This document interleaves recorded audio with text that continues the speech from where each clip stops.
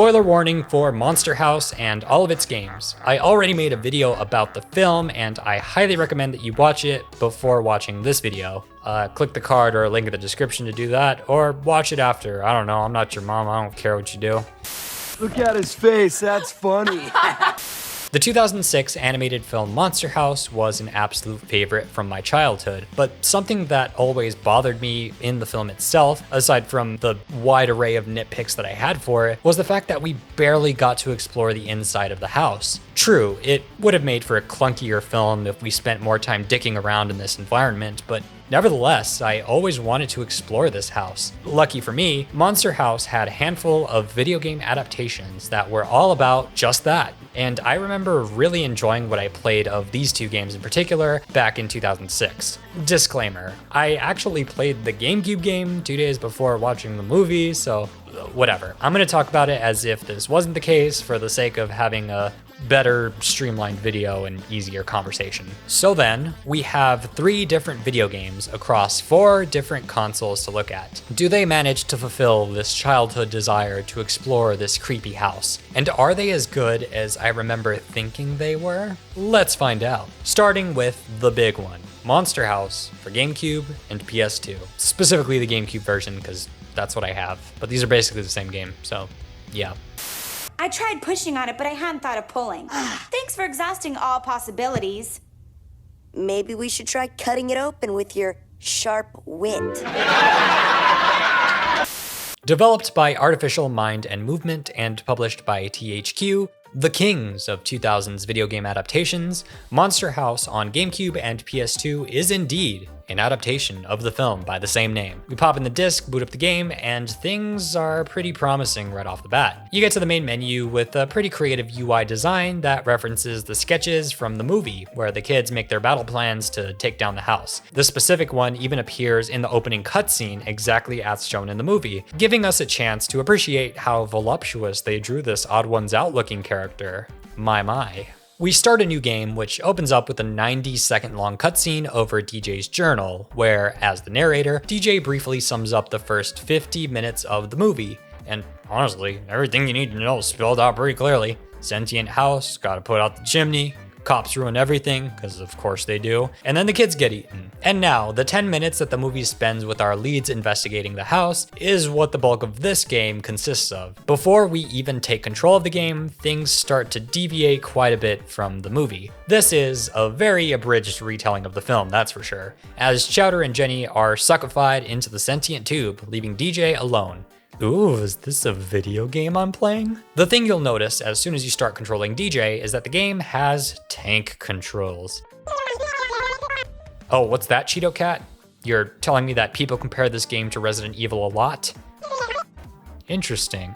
Well, let's put a pin in that, shall we? So you explore the main foyer, which, might I add, is a lot brighter than it was in the movie, but we'll put another pin in that one too. You activate the throat goat part of the house, get a key, and explore the first room that we don't get to see in the movie, the kitchen. Damn, bitch, you live like this? By now, you've probably noticed that you have a water gun, and oh my god, what did you guys do to these things? Microplastics are a lot more dangerous than we realized. So a weapon implies that there are gonna be things to shoot at. Enemies. Okay, so what are we up against?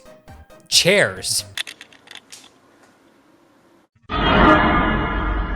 Yes, in this game, you fight possessed furniture, like chairs, and also lamps and ovens and critical race theory televisions. Even the floorboards come alive. It's a good thing Constance didn't die inside of an IKEA, because we'd all be screwed. Chairs and wood demons are the most common standard enemy types that you'll face, and, you know, the rogues gallery raises a lot of questions, to be sure. How are we killing these enemies with water? Is this fucking holy water that we're shooting at them? Did they have a priest bless their super soakers? My headcanon is yes. Yes, that did in fact happen. I have other questions, like, are these sentient items part of Constance, or are they their own separate entities? Yeah, it's a video game, so it's probably best if we just don't think about it too hard. I don't know if I'd classify this as an enemy type, but we do have these windows which have spotlights that are implied to be the house looking in on itself, something that was borrowed from the movie and is put to use here.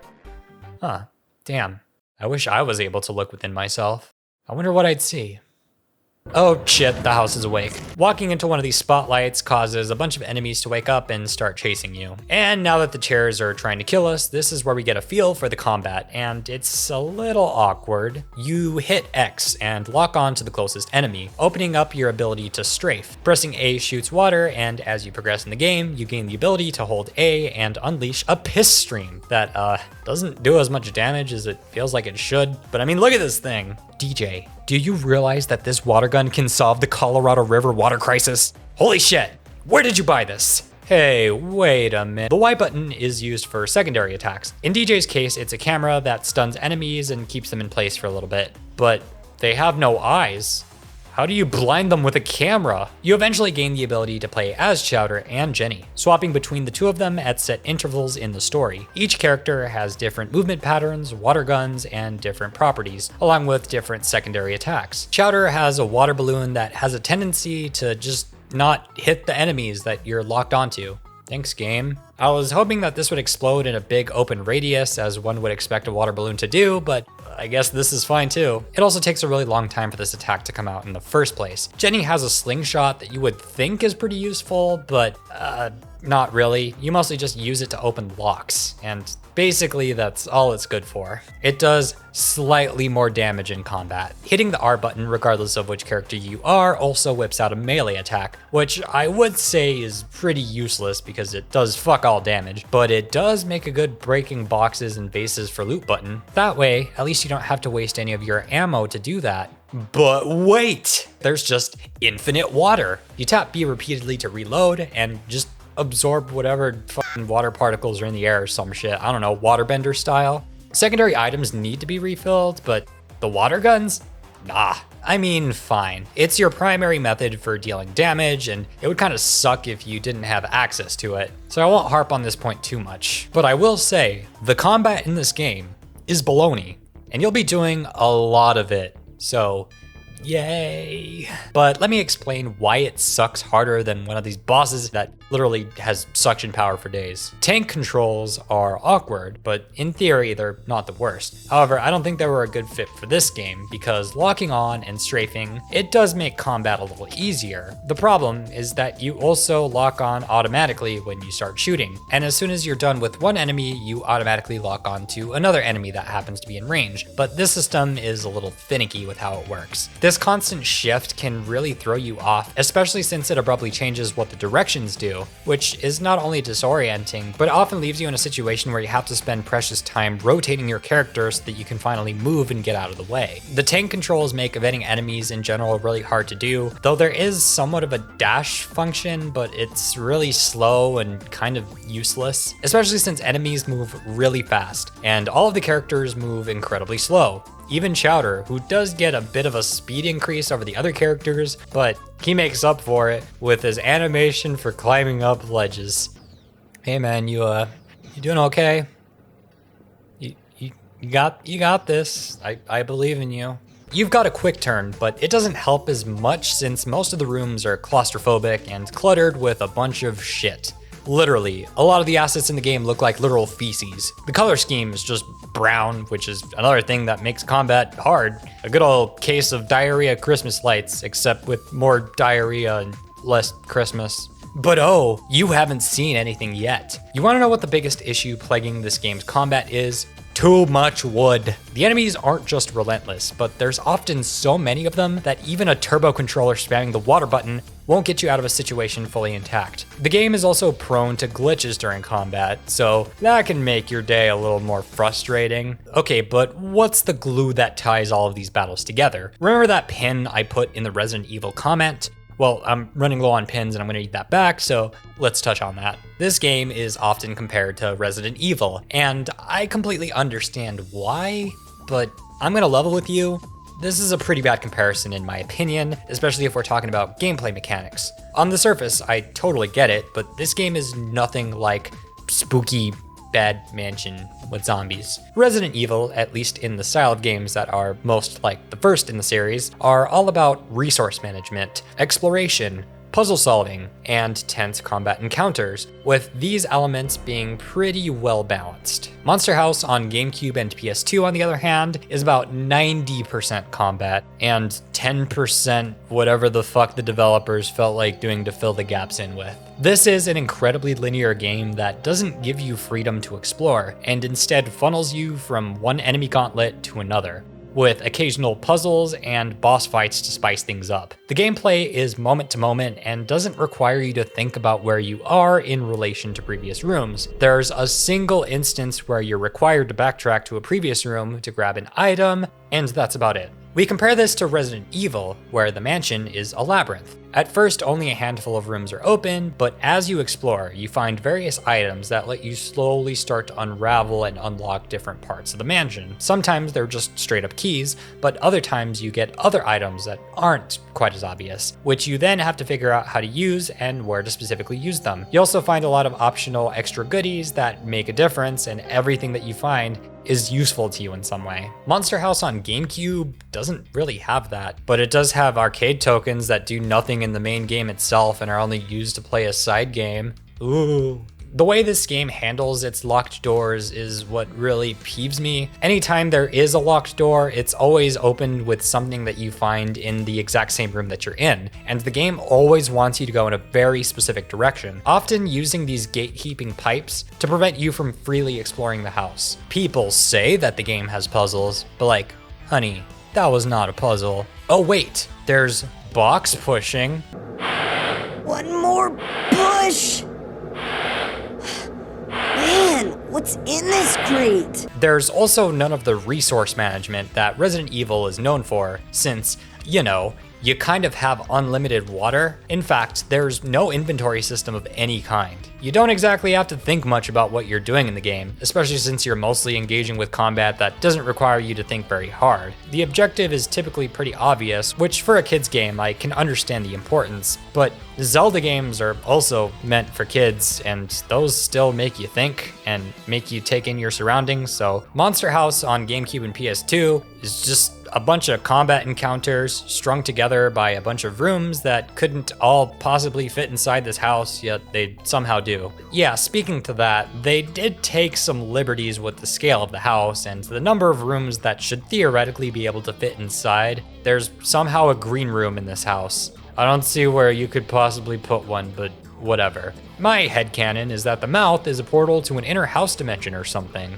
I don't know, it's about as good of an excuse as anyone else has got. The house is a lot bigger than the one depicted in the film, with a lot of rooms that would have never existed in that version, but it does still have a finite amount of rooms and kind of has a layout of sorts. Technically, you do have to backtrack to other rooms, but not really. Basically, DJ, Chowder, and Jenny each have their own thing going on. You bounce between the three at set intervals, and sometimes their paths do cross with each other, having you revisit rooms that you previously visited as another character, but with the different character that you're currently playing as. And typically the objective is pretty similar, though sometimes you'll go through a different door that was closed off the last time you were there. As I said earlier, the three characters do play differently, so let's talk a little bit more about that. DJ is pretty well rounded with good sprayage and pretty slow walking speed. Jenny is pretty similar to DJ, but her gun does slightly less damage. To compensate, she can hold more ammo, even though she has the smallest gun somehow. It's not always about size, fellas, don't forget that. She also has her slingshot, which is less effective than DJ's stun camera and is more useful as a means of progressing. You don't have to worry about running out of ammo because if using your slingshot is required, you'll be able to find an unlimited refill in the room anyway, so I don't even know why they bothered at this point.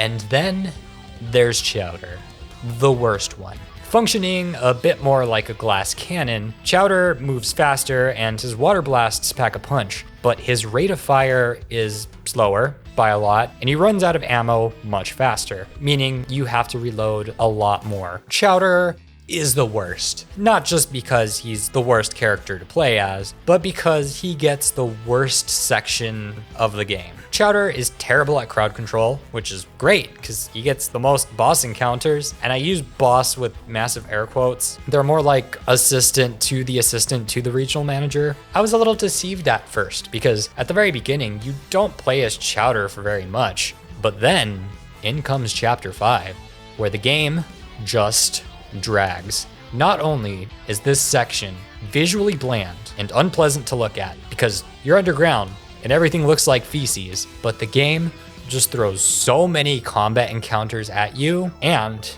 commits the cardinal sin of QuickTime events, which showed up earlier in the game, but they get especially egregious in this section, popping up out of nowhere.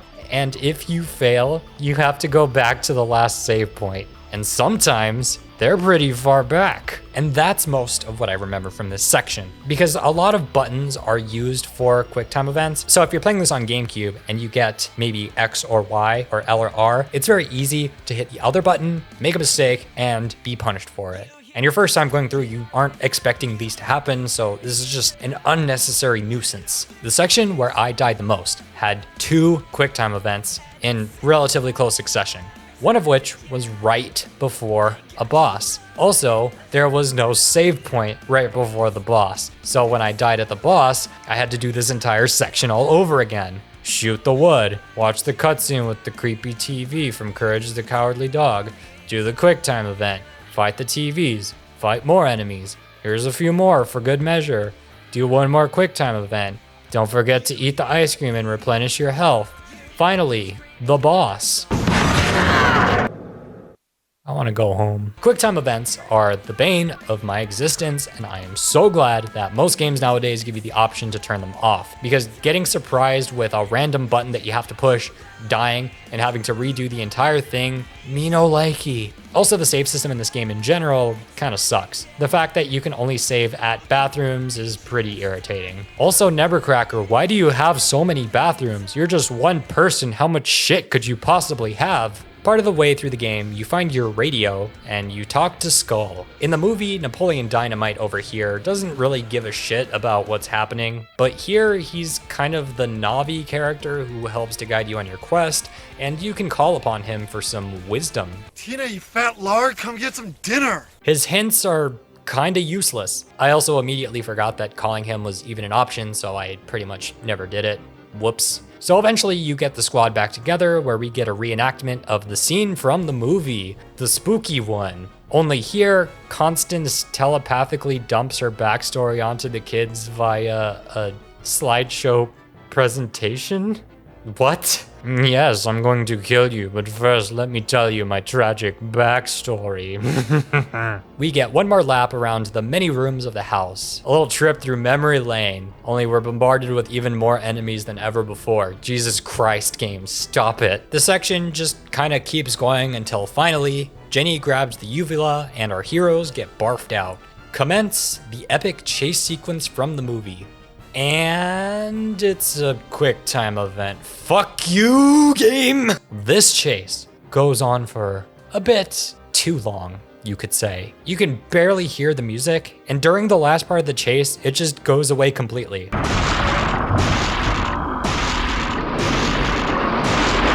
Very exciting, I know. Although this section did have the funniest accidental death in the whole game. Okay. And now we're in the final boss pit. As Chowder, you use an excavator to have a duel, and it's really clunky. But eventually you bring the house's health down, and in comes DJ with one final QuickTime event to end the game. You thought you could escape these, didn't you? We get a quick cutscene to wrap things up, and the game tries to pretend like it's got this deep, profound message about childhood and protecting your community or whatever. Something changed inside our heads. An idea. The idea that the neighborhood didn't belong to our parents or the police or monsters. The neighborhood and the whole world belonged to us, and we had to take care of every part of it, including each other. Sure, DJ. Let's go with that. And roll credits. All right, we did it. I'm not gonna lie, this final boss is pretty anticlimactic, which is sad because it was pretty hype in the movie. This was honestly a really cool sequence. Though a big part of that is probably because of the musical score, which I brought up in my last video, and this game doesn't have any of that recognizable music, a trend that was pretty common of video game adaptations in general, though it is sorely missed here. The game's soundtrack is fine. The main theme on the main menu and in the foyer is pretty spooky, and I do like it. And there are even a couple of instances of diegetic music that effectively adds to the horror and the creep factor. But aside from that, the rest of the music is pretty generic, and like I said, none of it references anything from the movie. A lot of your time exploring the game is done in silence though, with only the creaks of the house keeping your ears entertained, and I do like this, but sometimes the sound design as a whole is kind of clumsy, with really bad and inconsistent mixing, and a lot of the time it just feels like they forgot to turn the sound on.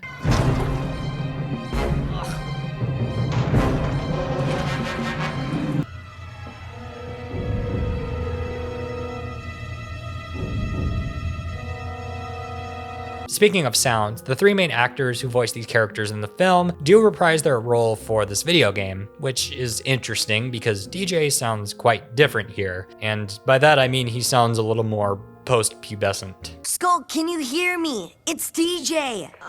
Puberty. Yeah, I'm having lots and lots of puberty. I suppose now would be a good time to talk about the visuals and performance before we give our closing thoughts on this specific version of Monster House. And honestly, the game looks pretty good for a licensed game from 2006. It was obviously going to look much worse than the film, but they still managed to capture the essence of the original design, which already looked kind of video gamey to begin with. Areas are densely populated with things to look at, and the game even manages to run at 60 frames a second. Most of the time. My biggest problem with the visuals, honestly, aside from the color palette being really brown and poopy, is the fact that everything is too bright, which is a big departure from the visual design of the house's interior in the movie. Now, I understand, it's a video game, and it helps to be able to see, and power-wise, the Gamecube and PS2 aren't loaded with 4090s with ray tracing capabilities, so I completely get it. But I still think it would have benefited this game a lot to have darker lighting, with more contrast and more rooms being dark until you find a light switch or something, I don't know. Luigi's Mansion, which predates this game by about 5 years and is on the same console, had exactly the type of lighting that I'm thinking of, and this would have really helped to set the tone for this game.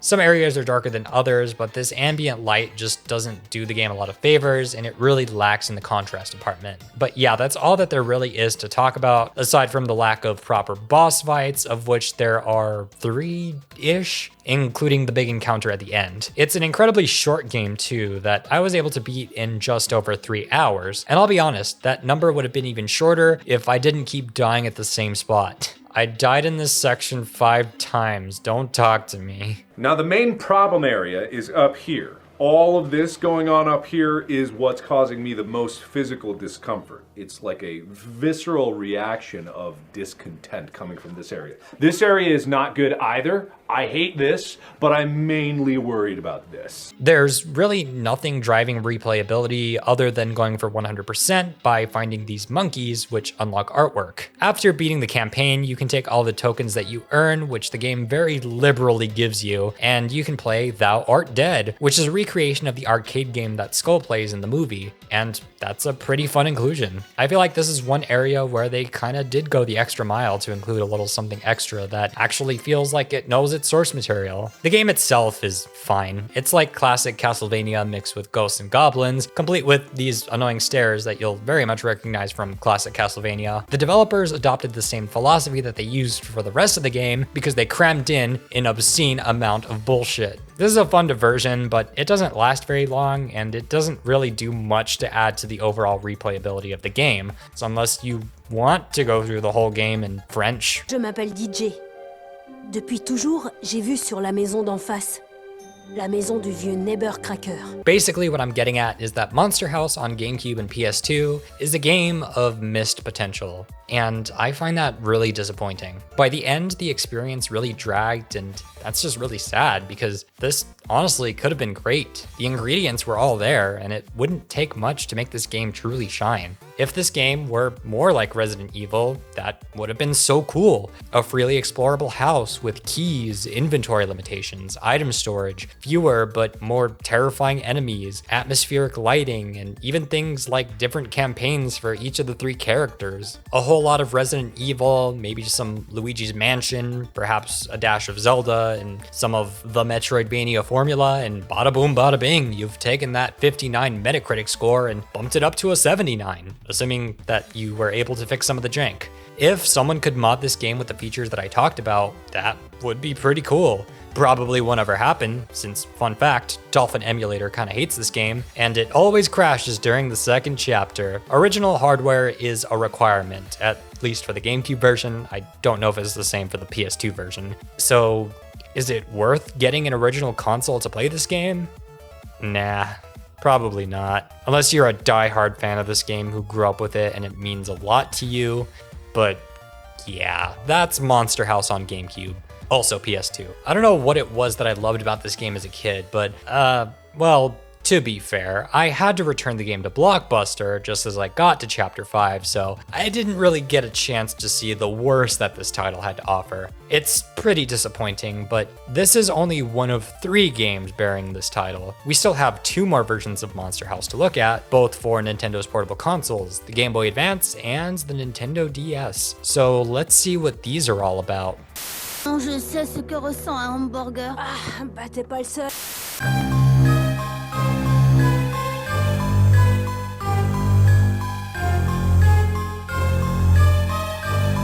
Developed by Behavioral Interactive and once again published by THQ, Monster House on Game Boy Advance is an entirely different beast. We boot up the game and the main menu keeps with the paper and pencil aesthetic from the first game, though I can't help but stare at the Monster House looking at me with what I can only describe as full throat goat mode. You doing all right there, Constance? You've been a bad girl. We boot up a new game and get a brief little cutscene that wastes no time showing the main trio get liquefied. And right away we start deviating from both the film and the previous game that we looked at, where the kids stay together and they're able to freely explore the house. Your ultimate goal is to explore the house, find your shit, put out the furnace, and get the fuck out. Pretty simple. What you'll notice right away is that this game has a lot in common with its console contemporary, only shifted into a 16-bit top-down adventure. You move around and you have a little dash move, similar to stepping out of the way on console, only this works much better, except for the fact that you have to do it by tapping twice in a direction. It's a bit awkward to pull off in the heat of battle, and you'll often do it unintentionally, which can definitely mess you up. By the way, chairs and lamps are once again common enemies, but to combat them, just like on the console game, you yet again have water guns, and they have different properties depending on which character you take control of. If you hold down the button, you'll activate some sort of special property. A jet stream for DJ, Mega Man Lemons for Jenny, and a wide shot for Chowder that honestly is the most useless. Glad to know Chowder's still the worst character in this version too. Gotta respect that. Unlike the console game, you do in fact have a limited supply of water, which you replenish anytime you go to a bathroom, and you can also fill up by finding water in pots. Sure. You also find candy that replenishes your health. Enemies move similar to how they do on console, but now you're at least slightly better equipped to deal with them, especially since you can strafe on command by holding the R button. With the new top-down perspective, it's easier to keep track of everyone and avoid some of the nasty surprises from the GameCube version. Now, look, I wish I could just tell you that the combat is leagues better than it is on the home console versions, but sadly, there are a few things holding this game back in that regard. For one, enemies are relentless and home in on your position at all costs. If you end up in a situation like this, the invincibility frames don't last long enough for you to safely get out, so you'll likely take a lot of unnecessary damage just trying to get away from them. Then there's the matter of water. We're dealing with the shortage. Even if you're extremely careful and never miss a shot, you're still very likely to run out of water and not have any means of refilling it that aren't blocked by enemies. Luckily, you're still able to attack even if your soaker is drier than Ben Shapiro's wife. Got him. So you can still theoretically clear any room, in theory, but this starts to open up another major complaint that I have. Enemies take way too long to die. A complaint that was somewhat present in the GameCube version, but I feel like these enemies have even more health here. Chairs and floor demons, they're kind of whatever, but these lamps. Lamps in this game are the bane of my existence. You only deal damage if you attack at just the right moment, which is right after getting really close and baiting them to attack you. And sometimes they don't even do that, so you'll just take damage. This is a lot harder to do than you would think it is, and accidentally strafing just leads to frustration, and I don't like it. What makes matters much worse is the fact that enemies respawn on the regular. All it takes is moving 2 rooms away and coming back for your worst nightmare to come right back and assault you in the ass. The balancing is also off when it comes to being supplied with water. Consistently, I would run out of water, and the measly droplets that I'd find in pots were only good enough to kill maybe a couple of chairs, possibly a fly on top of that. Each of the 3 characters do have their own water and health supply, and you can switch between them at will, so that does help, but it doesn't stop the issue from happening, and you'll go through everybody's water supply pretty quickly. Also, on many occasions, you'll either lose a character or have to separate from the group and play as just one of them. So if you happened to use all of Jenny's water, and then you have to go through the section where you only play as her, good luck. I'm in danger! Nobody should ever have to conquer a room with 4 lamps using a dry soaker, but here we are. This game has ruined lamps for me. Okay, combat is a mixed bag, but what about world exploration? Well, this, I'm happy to report, is a big win over the home console game. Exploration feels more like a Metroidvania, with you exploring an area, unlocking paths, gaining new abilities or items, and using them to unlock a different area to explore, upgrading yourself in the process with more health, ammo capacity, and better secondary weapons. Monster House on GameCube and PS2 took a lot of liberties with the design of the house, and that's even more the case here. This thing is massive, and we have 10 whole ass layers to think about. That's a lot of layers, eh, donkey? There's even a map to give you an idea of just how big each floor is, and I mean, come on, this just screams Metroid. But also, there's no way this fits in this. It also makes for a game that's about twice as long as the home console version, and one which I was far more invested in, even when I found myself confused on what to do for my next objective. Luckily, Skull is here to be slightly more useful, as he's the one calling the shots. Hey, real quick, my footage from the later part of the playthrough got all funky, so I'm gonna borrow some footage from Long Play Archives, linked in the description below. Sorry to break the illusion. Yeah. After gathering a bunch of keys, getting separated, and reuniting, we get the scene where Constance's corpse is revealed. And rather than her telepathically giving us her backstory, we find it in a diary right next to her corpse. How convenient. Boss time. 10 levels of the house later, and you'll eventually get to the furnace, and have the final confrontation of the game. This title forgoes the big chase on the street, and instead has you race back up to the start, meeting up with Nevercracker and spraying the uvula, and boom, the game's beat. And pretty abruptly too, but not before dropping some bars. They say what doesn't kill you makes you stronger. I don't know if that's true, but we all ended up being a little stronger that day, because we knew that no matter what, we would always have each other. So it was the power of friendship all along. Huh. You know, the GameCube version also ended with some weird philosophical bullshit about DJ and his friends being protectors of the neighborhood, and I just think it's really weird that these video game adaptations of the film Monster House want to pretend that they have a deep message, although there's no harm in it, I guess. And there's probably one kid out there who took these words to heart. But speaking of words, there's no voice acting to compare to the last game. Understandable with the console that we're talking about. So let's use this creative segue to talk about sound. This game definitely has it. The music is better than the console game in my opinion, but is ruined by the fact that you spend prolonged periods of time hearing it loop, and it eventually becomes pretty grating. I would have preferred it if parts of the house were just completely silent. The sound effects are nice and crisp though. And while we're here, the visuals are also pretty nice. I feel like it's hard to mess up 16-bit pixel art, although believe me, it can happen. But nah, I think this game looks pretty good. Even if the eyes are a little funky when the characters go into shocked chibi face mode. The only major complaint about the visuals is that the environments are all mostly samey looking, and after a while it does get kind of dull. And this manifests in me losing track of where I am, though having a map certainly helps. Nevertheless, it's got an appealing design and even manages to have darkly lit rooms. Now the GameCube version has no excuses.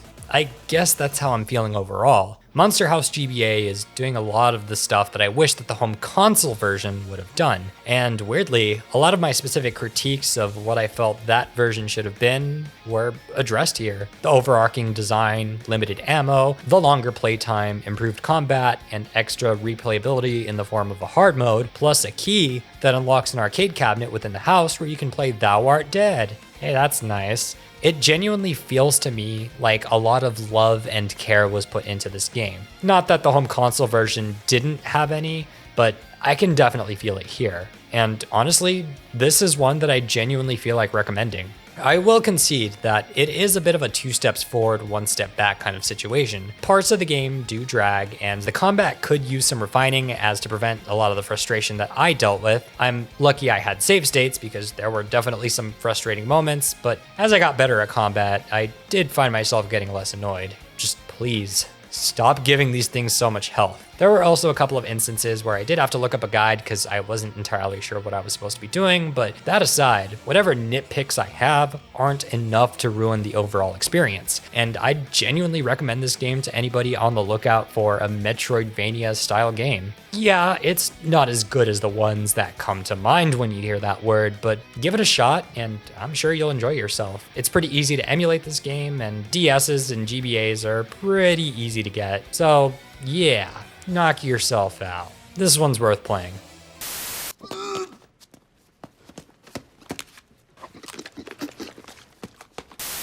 Alright, we've got one more game left. The only game from this trilogy that I've never played until now, and it's Monster House for the Nintendo DS. With a leap forward in graphical prowess and a whole extra ass screen, you would expect this version of Monster House to be even bigger and better. Well, here it is. Good God! It's hideous, but beautiful in an ugly way, but mostly hideous. Ugh. So, Monster House DS is nothing like the GBA game. It's much worse. You know how I praised the last game for putting more of an emphasis on exploration and puzzle solving? Well, imagine a game with none of that. And it looks like this. Yeah, this is a completely different style of game that's a lot more reminiscent of top-down shooters from the 80s. And I'm gonna level with you. This is it. This is the whole game. It's just level after level of this. You pick between one of the 3 characters, each one functioning as a separate life, so good luck keeping that on your conscience if you die. You fight unending waves of enemies until the game says that you're done, move on to the next level, talk to a character who looks horrifying and hideous, play the level, rinse and repeat. That's it. Monster House for Nintendo DS, the game where you piss on books. Yeah, I can only handle about 15 minutes of this game before giving up, and it's pretty clear that everyone agrees this is the worst Monster House video game. Ironic, given that you can just play the Game Boy Advance version on the same console, which is cool, but you know, I wish that they had just taken the GBA version and ported it over to the DS with extra features, like a map on the second screen, and maybe using the extra buttons that you have so that you can dash a little more easily. That would have been so much better, and it probably would have been a lot less work than making this bullshit. My disappointment is immeasurable, and my day is ruined. I'm sure if you grew up with this version, you probably have a soft spot for it, but nevertheless, I'm sorry. You deserved better. And if that is the case, then I implore you to go back and play the GBA version because, yeah, this is what you deserved. It's so much better, and we can pretty definitively say that it's the best Monster House game, period. So that was the Monster House saga. One pretty solid movie and 3 games of varying quality. Nice. It was pretty fun to go back and revisit these, and even though we kind of ended this off on a low note, the journey that we did have, while it had its rough patches, was worth doing. So yeah, that's it, I guess. What? You want me to talk about something deep or profound? This is a video about Monster House. Why would it be deep? Just because the better of the 2 games tried to shoehorn a message at the very end, you think that I would do the same?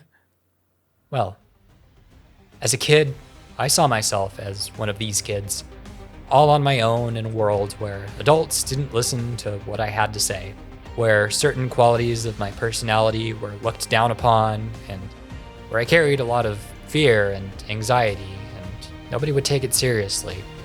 But as an adult, I relate more to Constance and Nevercracker, who were both victims of circumstance, in a world that didn't allow them to simply be, who both had to live their lives presenting a facade that was meant to keep them alive, but in many ways was killing them. I feel like my whole life, I too have been putting up a facade around my family, around strangers, and even to myself. A facade that's only really served to make me feel empty. But this channel that I've created has opened up an outlet to slowly let me be my true self and to figure out who that person is. By talking about random media that I really care about and taking the time to find my voice in this mysterious void, I'm starting to figure out who I really am and what I want to say. It had a rough start, but every story has a turning point, doesn't it? So maybe it's time I take a really good look inside and think about who I am and who I want to be. Something's happening. Huh. Okay. I think I know what I have to do now. Thanks, Monster House, for the clumsy metaphor and allowing the lore to continue. And thank you, dear viewer, for watching this video. Up next, I'm going to be working on a project that means a lot to me. A very big retrospective that I'm really excited for. So I hope you'll stick around to check it out. Subscribe for that, maybe check out another video, and have a nice day. I've been JJ the Zillennial. See you in the next video.